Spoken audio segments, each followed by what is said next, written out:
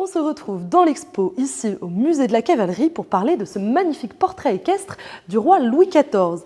Mais pourquoi est-ce que Louis XIV a ici une place aussi importante au musée de la cavalerie? Eh bien parce que Louis XIV est un réformateur de l'armée française, ce qui concerne également notre cavalerie.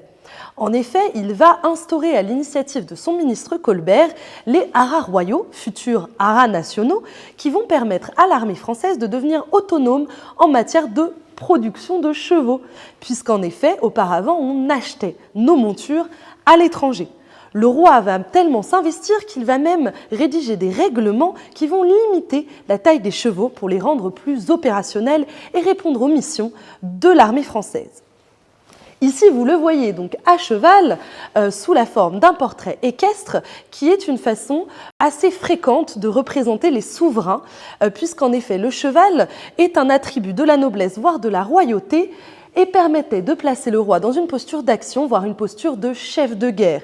On le retrouve dans de nombreuses villes françaises, comme par exemple la très célèbre statue de Louis XIV qui se trouve à l'entrée du château de Versailles à qui l'on doit le prêt de cette magnifique œuvre.